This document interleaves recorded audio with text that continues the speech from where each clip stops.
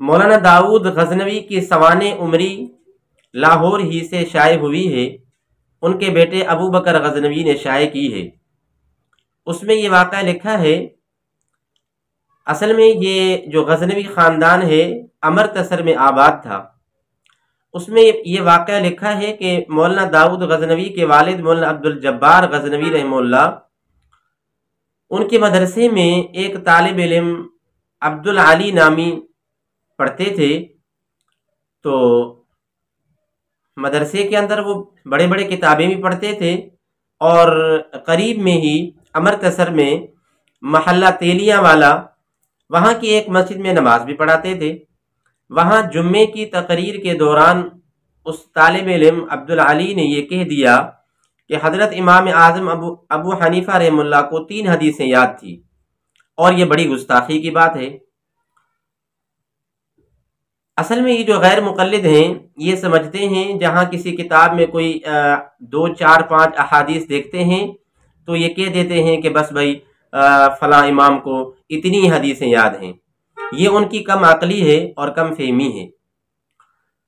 اسی طرح جو غیر مقلدین کے بانی ہیں مولانا عبدالحق بنارسی، اس نے بھی اسی طرح کی گستاخی کی ہے۔ اس نے کہہ دیا کہ بھائی ان کو حضرات صحابہ اکرام سے علم زیادہ ہے، احادیث کا علم ان کو زیادہ ہے، اس وجہ سے کہ صحابہ اکرام میں سے کسی کو 2 کسی کو 4 کسی کو 5 کسی کو 7 احادیث جو ہیں وہ یاد تھیں، اور ہمیں تو سینکڑوں جو ہیں احادیث یاد ہیں۔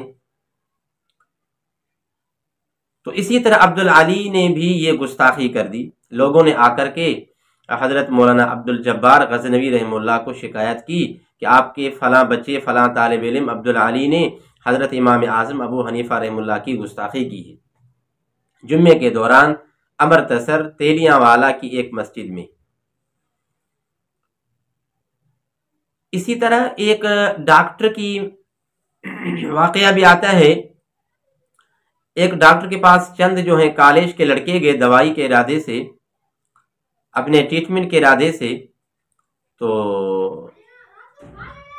ڈاکٹر کے دیکھنے کے بعد، علاج معالجہ کے بعد، وہ کالج کے ان لڑکوں سے کہنے لگا کہ تم نماز پڑھتے ہو؟ انہوں نے کہا جی ڈاکٹر صاحب ہم نماز پڑھتے ہیں۔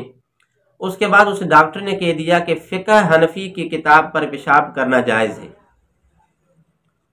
وہ نوجوان لڑکے طالب علم جو کالج میں پڑھتے تھے، ان کو ایک حدیث یاد تھی۔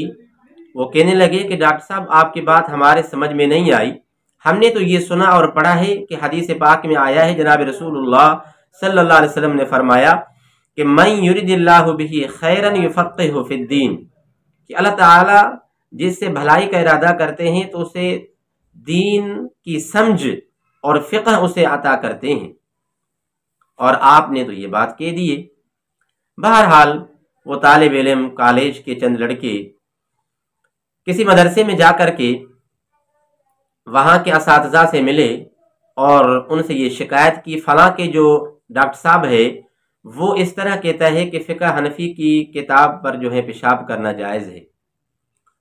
انہوں نے کہا ان لڑکوں کو کہ آپ ان سے لکھوا کر آئیں کہ آپ کی پوری دعویٰ اور پوری بات کیا ہے۔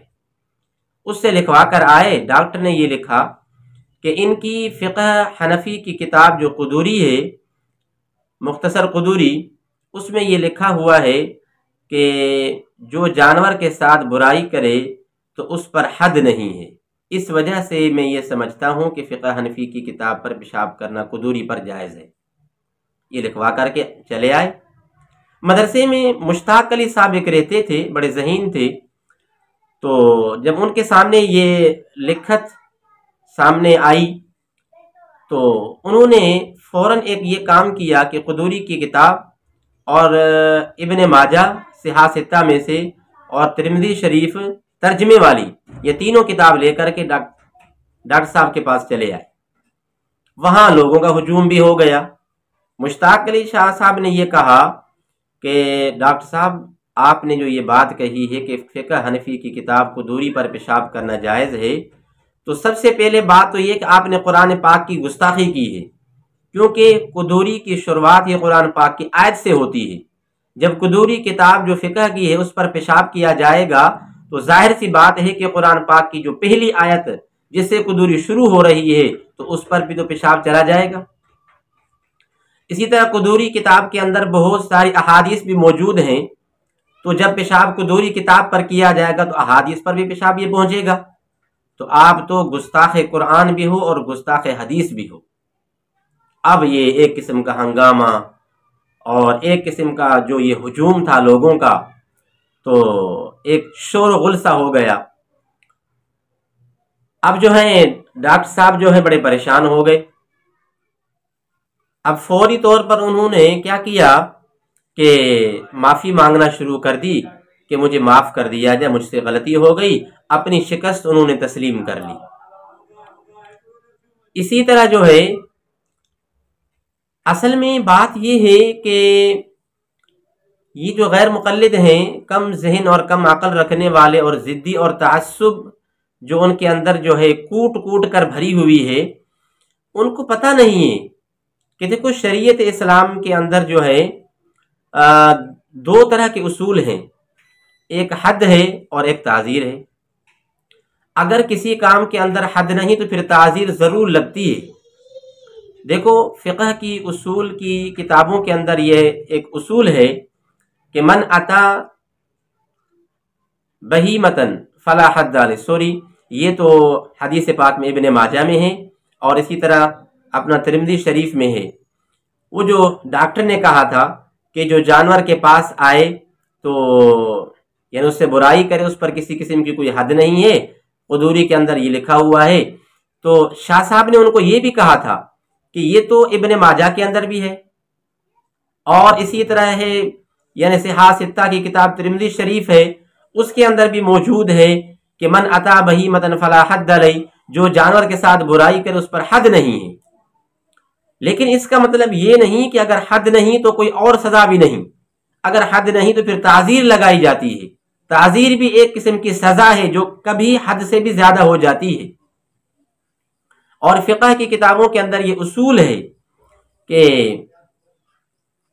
من ارتکب جریمۃ فلیس فیہا حد مقرر فیعذر، کہ جو انسان گناہ کبیرہ کرتا ہے اور اس میں کوئی حد مقرر نہیں ہے تو اس کو تعزیر لگائی جائے گی۔ تو اسی طرح جو جانور کے ساتھ جو ہے برائی کرے گا تو اس کو تعزیر لگائی جائے گی، حد نہیں ہے۔ دیکھو بھائی اگر کوئی زنا کرے اور سمجھا کہ شادی شدہ نہیں ہے، کنوارا ہے، تو 80 کوڑے لگائے جائیں گے، یہ حد ہے۔ لیکن اگر کوئی پیشاب پیے تو اس کے لیے کیا حد ہے؟ نہ حدیث میں ہے نہ فقہ کی کتاب میں ہے۔ اسی طرح اگر کوئی مسلمان خنزیر کا گوشت کھائے تو اس کے لیے کوئی حد کی بات نہ حدیث میں آئی ہے نہ فقہ میں آئی ہے۔ لیکن اس کا مطلب یہ نہیں کہ اس کو سزا بھی نہیں دی جائے گی، حد نہیں ہے تو اس کے لیے تعزیر ہے، تعزیراً اس کو کڑی سے کڑی سزا دی جائے گی۔ تو اسی طرح کی بات ہے کہ جو جانور کے ساتھ برائی کرے تو اس کو تعزیر لگائی جائے گی۔ وہ جو لڑکا تھا عبدالعلی جس نے امام صاحب ابو حنیفہ کے بارے میں کہا کہ اس کو 3 احادیث یاد ہیں، اس کے بارے میں جب یہ پتہ لگا مولانا عبد الجبار غزنوی رحمہ اللہ کو، انہوں نے کہا کہ فوراً اس لڑکے کا اخراج کیا جائے مدرسے سے، اس کو نکالا جائے۔ چنانچہ اس کو نکالا گیا اور مولانا عبد الجبار غزنوی نے یہ بتلایا کہ عن قریب یہ جو لڑکا عبدالعلی ہے یہ سمجھا کہ مرتد ہو جائے گا، یہ مرتد ہو جائے گا۔ چنانچہ ایسا ہی ہوا کہ کچھ وقت گزرا اور معلوم ہوا کہ وہ انسان ایمان سے نکل گیا ہے اور مرتد ہو گیا ہے۔ لوگوں نے بعد میں پوچھا مولانا عبد الجبار غزنوی سے کہ حضرت آپ کو کیسے معلوم ہوا کہ یہ مرتد بن جائے گا؟ اس نے کہا کہ جب اس نے گستاخی کی امام اعظم ابو حنیفہ رحمہ اللہ کی تو میرے ذہن میں فوراً بخاری شریف کی ایک حدیث جو ہے وہ سامنے آ گئی کہ اللہ کے نبی نے فرمایا، حدیث قدسی ہے کہ اللہ تبارک و تعالیٰ کہتے ہیں من عادى لي وليا فقد آذنته بالحرب، کہ جو میرے ولی کے ساتھ جو ہے گستاخی کرتا ہے، دشمنی کرتا ہے، اس کے لیے میں اللہ اعلان جنگ کرتا ہوں کہ میری اس کے خلاف جنگ ہے۔ اور جب ایک فریق دوسرے فریق کے ساتھ جنگ کرتا ہے تو اس کی جو سب سے قیمتی چیز ہے اس کو چھینتا ہے۔ تو دیکھو انسان کے پاس جو سب سے قیمتی چیز ہے وہ اس کا ایمان ہے۔ تو اللہ تبارک و تعالی نے اس کا ایمان اس سے چھین لیا۔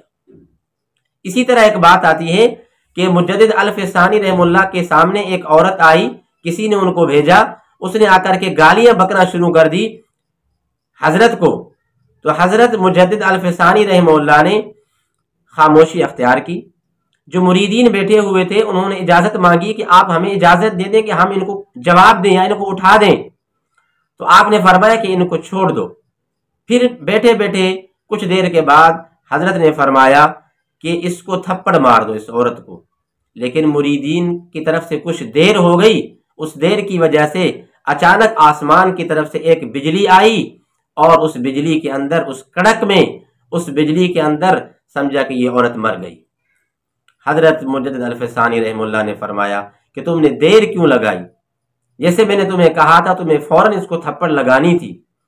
میں اس لیے کر رہا تھا کہ ہو سکتا ہے کہ ہم جب اس سے انتقام لیں گے تو اللہ تبارک و تعالیٰ کے قہر سے اور انتقام سے یہ عورت بچ جائے گی، اور میں چاہتا تھا کہ اس کو معافی مل جائے، لیکن تمہاری دیر کی وجہ سے اللہ کی پکڑ اور اللہ کی گرفت اور اللہ کے مؤاخذے اور قہر کے اندر یہ عورت آ گئی۔